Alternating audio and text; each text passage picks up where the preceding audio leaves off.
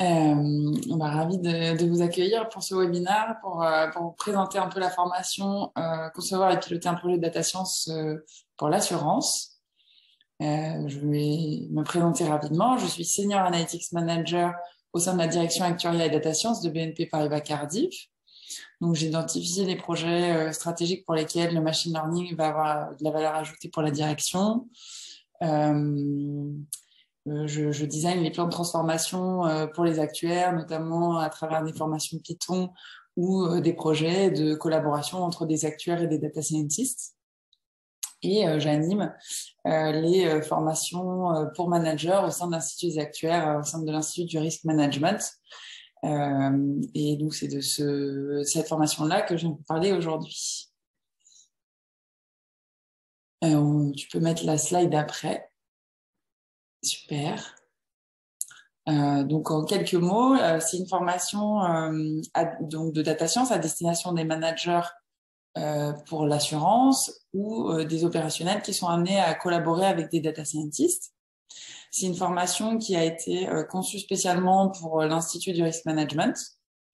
En conséquence, on a choisi des exemples qui sont particulièrement parlants pour le secteur de la banque et de l'assurance. On va dire qu'il y a une vraie spécialisation de ce programme par rapport à ce type d'activité. Donc, disons que l'idée, c'est vraiment de vous accompagner un maximum par rapport à ce que vous connaissez déjà et puis votre univers, le domaine dans lequel vous travaillez, pour que vous puissiez faire les parallèles, mieux retenir du coup le contenu et puis surtout être en mesure derrière d'appliquer le contenu de cette formation dans votre quotidien, sur vos projets ou dans votre management de data scientist. On s'est attaché donc à rechercher le bon équilibre entre la technique et les clés managériales, parce que l'idée c'est évidemment d'avoir donc des clés de management qui vont être pertinentes pour atteindre vos objectifs, soit d'encadrement, soit de pilotage de projet. Mais évidemment, pour être le plus pertinent possible dans ces activités-là, il y a quand même des bases sur lesquelles on doit vous accompagner. Donc, il y a une partie technique quand même, mais l'idée, c'est d'avoir le bon équilibre pour que derrière, vous puissiez repartir avec une boîte à outils que vous pourrez utiliser, appliquer, surtout dans un objectif de management. Je regarde, est-ce que je vous ai tout dit sur ce point? Je pense que oui. Donc là, on l'a détaillé un peu de façon synthétique en 3 objectifs. D'abord, donc, se familiariser avec l'univers de la data science. C'est quelque chose qu'on entend souvent. Finalement, c'est un univers qui est assez proche de l'actuariat. Il y a de la modélisation, il y a de la programmation, et pourtant, il y a quand même beaucoup de jargon des data scientists. Il y a des mots de vocabulaire qu'on n'a pas l'habitude d'entendre ou d'employer quand on fait de l'actuariat ou de la statistique. Et du coup, parfois, en fait, on a l'impression de mélanger des choux et des carottes, alors finalement, on parle de la même chose. Donc, cette formation insiste au départ sur les notions clés, et puis il y a aussi tout le vocabulaire technique dans l'objectif de mieux communiquer pour mieux se comprendre aussi avec les data scientists et les opérationnels qui travaillent autour sur les projets de data science. Donc, les notions clés, le vocabulaire, l'environnement et les outils informatiques qui sont utilisés. Et puis, on va essayer donc d'illustrer un maximum ce que je disais tout à l'heure, les différences entre la data science, le machine learning, et puis ce que vous connaissez déjà par votre bagage statistique ou actuariel que vous avez aujourd'hui. Dans le deuxième objectif pédagogique qu'on a mis, donc c'est des clés pour encadrer une équipe de data scientists ou piloter des projets de data science. Donc pour ça, c'est Vincent Rochisani, qui n'est pas là aujourd'hui, mais qui co-anime cette formation avec moi, qui va du coup vous parler de gouvernance de projet, des différents acteurs qui sont amenés à intervenir sur des projets de data science. Et puis des différents livrables, tout ça avec le prisme des difficultés que vous pouvez rencontrer, et donc dans l'idée de vous permettre derrière d'avoir des bonnes astuces ou d'être particulièrement éveillé sur certains pièges et vous permettre de les éviter. Donc, la gouvernance des projets data science, on a dit, donc avec les différents acteurs, leur rôle, et puis des livrables et des difficultés que vous pouvez être amené à rencontrer sur ce type de projet, parce que c'est quand même des projets qui sont très différents de ce qu'on a l'habitude de faire, encore une fois, côté actuariat. Et voilà, donc vous accompagnez au mieux sur ce sujet-là. Et le troisième objectif qu'on s'est listé, c'est identifier les cas d'usage pour lesquels le machine learning va être pertinent. Donc, c'est très facile de faire avec toutes les librairies qui existent aujourd'hui en open source. C'est vraiment rapide d'obtenir un résultat chiffré. Mais par contre, c'est pas toujours pertinent d'utiliser le machine learning. Il faut le voir comme un outil. Et donc, il y a tout un tas de cas de figure où il va avoir de la valeur ajoutée, où il va être pertinent de l'utiliser, et tout un cas de figure où ça risque d'être très déceptif. En particulier, si vous êtes aujourd'hui dans une phase dans votre direction, dans votre équipe, de transformation, donc de profil d'actuaire qui commence à rentrer en fait dans les sujets de data science. Les premiers projets sont un peu lourds, un peu compliqués, vous allez rencontrer plein de freins potentiellement que vous n'auriez pas anticipé. Et donc, si à la fin, après tous ces efforts, vous franchissez la ligne d'arrivée et vous vous rendez compte que le modèle de machine learning n'a pas de valeur ajoutée, c'est extrêmement déceptif. Et ensuite, ça peut aussi créer de la tension vis-à-vis du management en disant, bah, écoutez, on vous a donné du temps, de la ressource, du budget de formation et au final, vous avez fait quelque chose qu'on ne pourra pas utiliser dans la pratique. Donc, pour éviter en fait tout ce scénario catastrophe qu'on a malheureusement beaucoup vu au départ quand les grands acteurs de la banque assurance ont commencé à se mettre à la data science. L'idée, c'est vraiment de vous donner les clés pour que vous soyez autonome dans le choix des projets qu'on va vous présenter et pas se lancer comme ça sur quelque chose qui serait déceptif. Voilà, sur la pédagogie, on a une forte volonté avec Vincent de cristalliser la masse d'informations qu'on va vous transmettre en fait par la pratique, parce que on est convaincu qu'avec beaucoup de pratique, on arrive à mieux ancrer les messages, mieux se représenter aussi toutes ces notions et c'est cet univers en fait à le transposer encore mieux dans le quotidien et dans le secteur d'activité dans lequel vous êtes amené à travailler. Et donc, on utilise des études de cas en groupe, des petits quiz en fin de journée. Et puis surtout, vous allez, avec Vincent, pouvoir vous-même en fait voir comment créer votre propre modèle de machine learning de A à Z. Et vous allez faire donc sur un outil qui vous permet d'avoir les résultats sans avoir besoin de coder, parce que on ne voulait pas être limité par un certain langage de programmation. On sait que les actuaires, notamment, utilisent beaucoup SAS ou parfois VBA, en réalité beaucoup d'Excel. Et on ne voulait pas en fait que les différents niveaux de programmation des personnes qui viendraient pourraient ralentir ou pénaliser certains profils. Donc voilà, l'idée c'est sans avoir besoin de programmer, on va vous permettre de construire un modèle de A à Z basé sur des données réelles. Vous allez voir donc toutes les difficultés que sont amenés à rencontrer les data scientists sur un projet, sur le nettoyage de la donnée, la fiabilisation et puis ensuite la construction du modèle jusqu'à l'interprétation des résultats. Voilà, je pense que je vous ai tout dit. Et donc, on peut regarder un petit peu ce que vous avez listé vous dans les réponses au sondage. Et si vous avez éventuellement des questions, je vois que pour l'instant, il n'y en a pas. Bonjour à tous ceux qui ont mis dans le chat. Et puis, voilà, je regarde donc le sondage.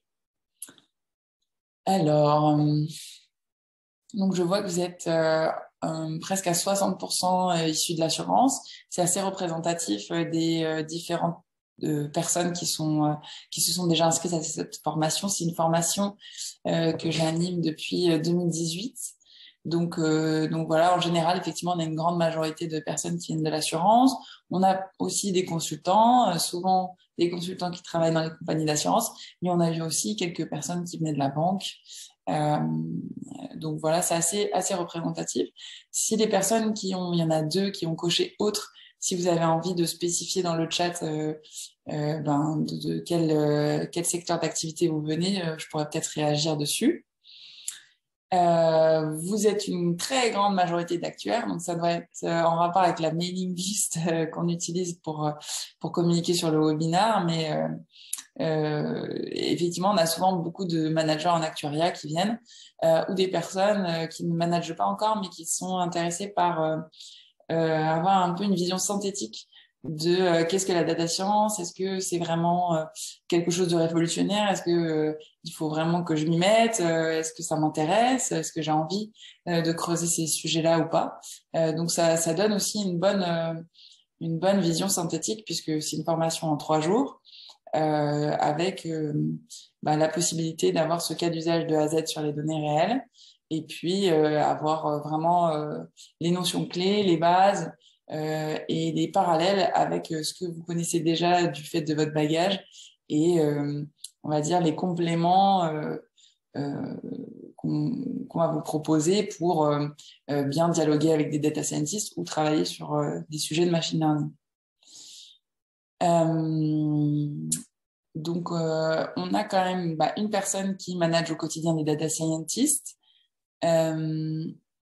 et 2 personnes qui vont être amenées à travailler sur un projet de data science dans un futur proche. Mais visiblement, vous êtes 80% à n'être dans aucun des 2 cas. Donc, c'est intéressant de connaître derrière, je pense que c'est la question qui va suivre bientôt, les objectifs qui vous ont amené ici finalement. Donc, je vois que il y a 2 personnes qui sont familières avec les outils de data science et de machine learning, donc probablement les personnes qui managent des data scientists au quotidien ou qui sont amenées à travailler sur les projets. Et puis une grande majorité, 43% qui ne connaissent pas ou qui connaissent un petit peu, d'accord. Enfin, si on regarde les objectifs, être en mesure d'identifier des cas d'usage de data science, effectivement, ça c'est un gros volet et je trouve que c'est vraiment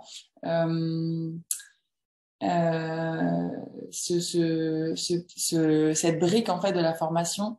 Pour moi, elle est vraiment, j'y suis très attachée parce que j'ai énormément vu des personnes qui se lancent directement dans des modélisations, qui se disent bon, ok, j'ai vu, faut faire un réseau de neurones, il paraît que c'est des super mots-clés, tout le monde veut faire du deep learning, rechercher un maximum à cocher des cases quand on se lance dans un projet. Sauf qu'il y a vraiment des cas de figure où se lancer dans ce type de modélisation va être coûteux en temps, va être coûteux en formation.